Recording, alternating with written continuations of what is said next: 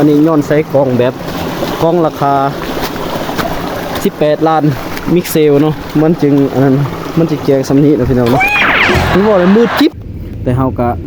หัวใจนักสู้อยู่แล้วเฮากะสู้เต็มที่หมดนายบอกอีหยังเฮาบ่เคยขัดเนาะเพราะเฮาคนซื่อสัตย์บ่แม่นซื่อดำเว้ยว่าหยอกซื่อเนาะพี่น้องเนาะเดี๋ยวเฮากะ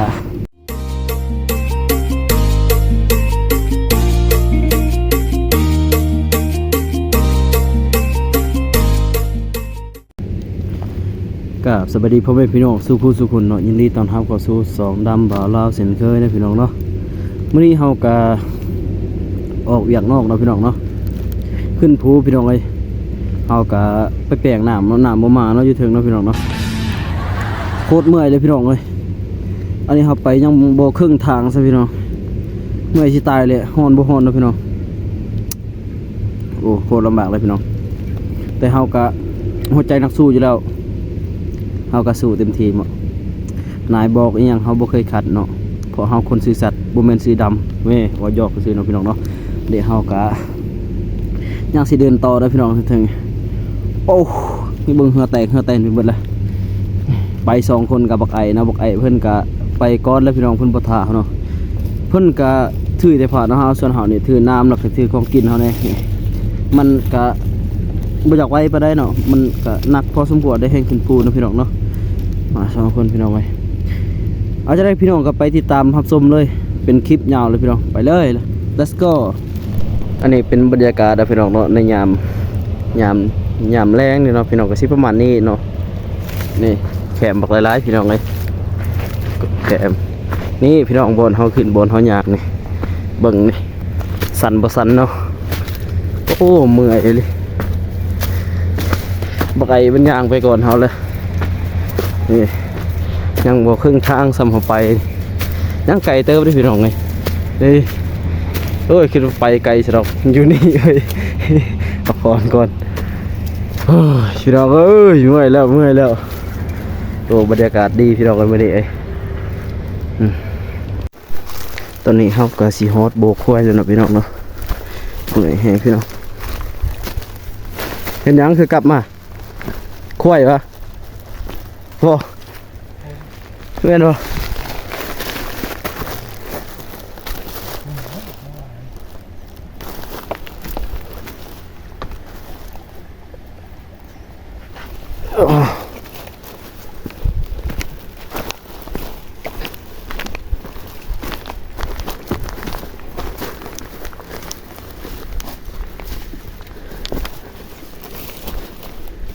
ใส่คนใส่ฮะพี่โลกมาเลยบุจักล่อนคักเลยนะไปนี่นะก็สิว่าอย่างฮะ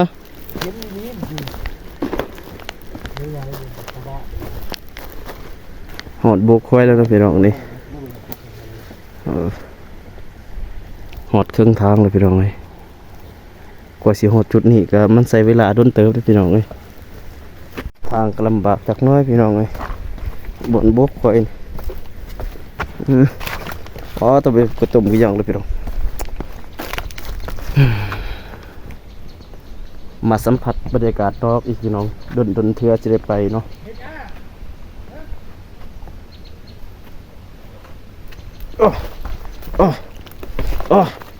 เจอคนป่าพี่น้องไหม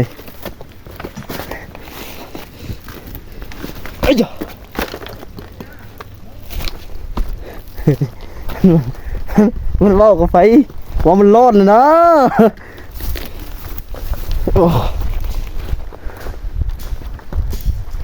ตอนนี้เขาก็ฮอดอันเครื่องทางแล้วนะพี่น้องเนาะสีปะของกินของอยากก็อยู่นี่เนาะพี่น้องเนาะแล้วเขาก็สิเดินต่อสิขึ้นไปถึงเนาะพออยู่ถึงก็ยังไกลเลยพี่น้องบนเขาเอาน้ำนะพี่น้องน้ำสีปะไว้นี่ก่อนของกินก็สิห้อยไว้นี่ก่อนนี่ไว้ของกินตากแดดนี่ห้อยไว้เด็กก่อนเบ็ดใส่คนนั้นโอ้เมื่อยพี่น้องโอ้ยแม่เลย เบิ่งสภาพในการเดินทางของเฮาเนาะสมมุติก็สิประมาณนี้เนาะพี่น้องเนาะก็เมื่อยหลายก็ถึงสิเมื่อยถึงม่วนเนาะพี่น้องเพราะว่าเฮามาสัมผัสบรรยากาศนอกเนาะมันก็อยากคือแบบอยู่บ้านเฮานะบ้านเฮามันจะมีแบบนี้คือกันมีภูมีผ้าอันนี้เฮาเคยอาศัยแบบนี้แล้วเนาะมันอยากรู้สึกโอ้มีแฮงเนาะสิได้ออกเฮ็ดเวียกนอกเนาะพี่น้องเนาะรู้สึกโอเคอยู่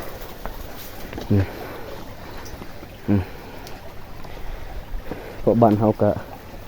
อันนี้คือกันเนาะพี่น้องเนาะเฮาก็เลยได้มาสัมผัสเนาะสัมผัสอากาศทางนอกเนาะว่าเฮาอยู่แคมป์เรื่อยๆเนาะเดินเทื่อสิได้ออกเนาะพี่น้องเนาะสิมาสัมผัสแบบบรรยากาศแบบนี้เนาะพี่น้องเนาะเมืองน้ำห้วยพี่น้องคักอยู่มันก็คือบ้านเฮานี่แหละพี่น้องนี่นะเฮาก็เลยอยากมาสัมผัสเนาะอยากมาเบิ่งอยากมาหยังนะพอดีได้มามื้อนี้ก็รู้สึกว่าโอ้มีแฮงหลายซ้ำได้เมื่อบ้านแล้วเนาะสำนี้ก็ได้เอานี่พอมาเห็นแรงน้ำแบบนี้เนาะพี่น้องเนาะลงก่อน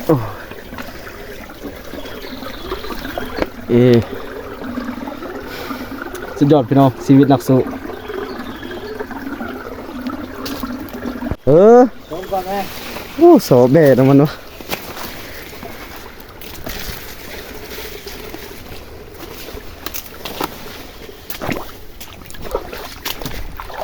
โอ้เย็นเว้ย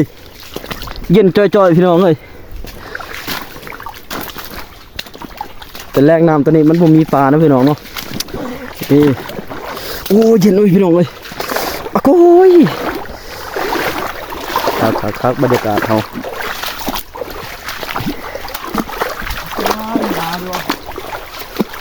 หน้าวะมาสองคนมาดิพี่น้องมาไกลเติบพี่น้อง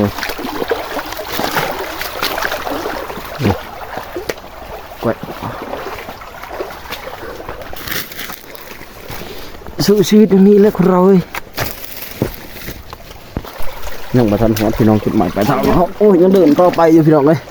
จะได้กับพาติดตามผลงานได้เด้อในวันนี้ได้พี่น้องเลย FC เขาฝากติดตามทาง2 YouTube และก็ Facebook นำเด้อพี่น้องเลย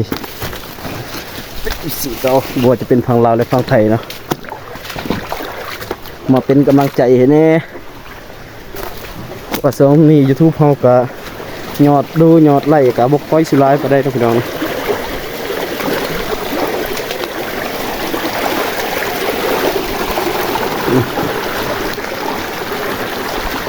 โอ้เกือบลุ่มเหมือนบทละครตอนเฮาสั่งกันน้องเอกนางเอกอยู่นานส่วนอายนั้นเป็นตู้สำห้องสื่อเสียงหวานแจ้วหูหมดแล้วไม่นั่งใจซองห้องเพลงก็ลำบากไว้ ห้องถึกหรือบ่ถึกก็ขอโทษขออภัยน้ำพี่น้องหลายๆพี่น้องเอ้ย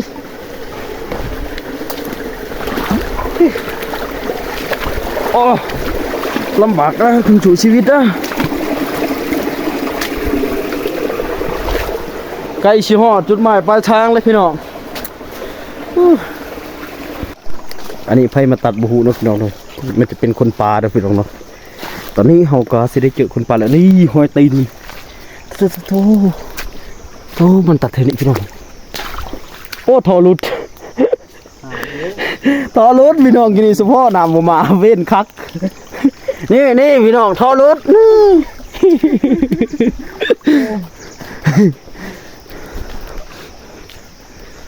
โอ้ยจากนี้ไปถึงกับบ่อไก่เนาะบ่อไก่เฮากับไก่สิฮอดแล้วแต่บ่อนี้น่ะทอรุดเนาะคือซีเมนต์ทอตัวนี้น้ำมาบ่เต็มเนาะไปต่อเฮาภารกิจเฮาก็อาจจะสำเร็จเนาะกะสำนี้เนาะพี่น้องเนาะตอนนี้สหายเพิ่นกำลังต่อน้ำเนาะนักวิชาการเขาจริง วิชาการของแท้เดี๋ยวนี้ได้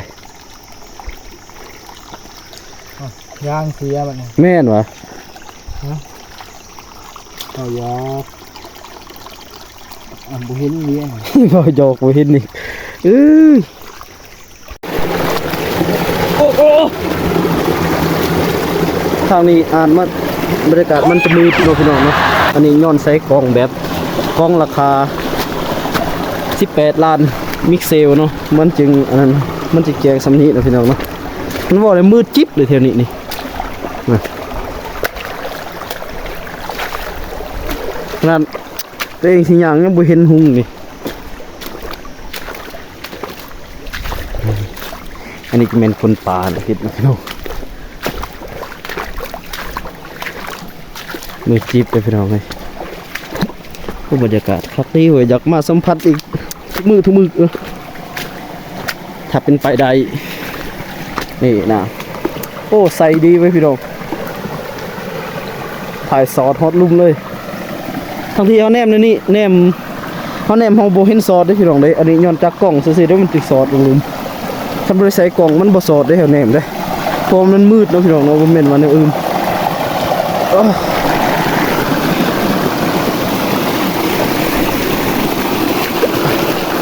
อันนี้เขาก็ฮอดแล้วพี่น้องฮอดบอลเขาเอาน้ำเลยพี่น้องเลยน้ำก็อยู่นี่นะสิประมาณนี้น้ำก็บ่เลิกก็ได้พี่น้องบ่คือสุดก่อนนี่มันเลิกเลยพี่น้องแต่นี่มันบกแห้งเลย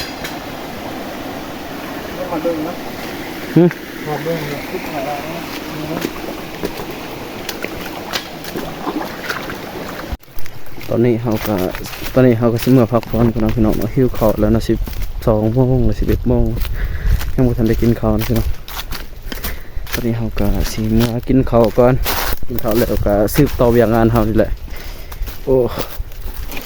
เจ็บตาเจ็บหัวได้พี่น้องส่วนนี้ก็บ่ค่อยสบายไปได้หรอกโอ้กินข้าวอยู่บ่ค่อยพี่โอ้กินข้าวกินน้ำเท่านี้แหละพี่น้องเลย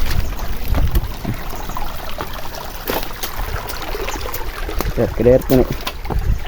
มันก็หอนดีบรรยากาศเฮาอากาศโอ้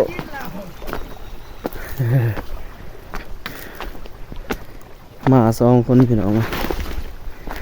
สำหรับคลิปนี้ก็บ่มีหยังมากมายเนาะพี่น้องเนาะก็แม่นเพียงสิจบเพียงเท่านี้เนาะพี่น้องเนาะจะได้ก็อย่าลืมกดไลค์กดแชร์เพื่อเป็นกำลังใจคลิปต่อไปแล้วก็ฝากติดตามช่อง YouTube นำด้วยแล้วก็ Facebook นำเนาะพี่น้องแต่คลิปหน้าเจอกันใหม่พี่น้องวะเพราะว่ามันบ่มีเวลาสิได้ถ่ายแล้วเนาะพี่น้องเพราะว่าเวียกเขามันหลายเติบเลยพี่น้องนี่ก็เลยน้ำยังบ่ทันมาเนาะเฮาก็เฮ็ดน้ำอยู่ตอนแล้วมีแต่ก็จบเพียงเท่านี้นะพี่น้องเนาะอย่าลืมกดไลค์กดแชร์เพื่อเป็นกำลังใจในคลิปต่อไปเดี๋ยว let's go เจอกันคลิปใหม่เวลากินข้าวอันนั้นรับประทานอาหารนี่ก็สิบ่ได้ถ่ายนะพี่น้องเนาะเพราะว่าเป็นหยังข้าวเฮาบ่หลายเฮาอายเนาะบ๊ายบายเจอกันคลิปใหม่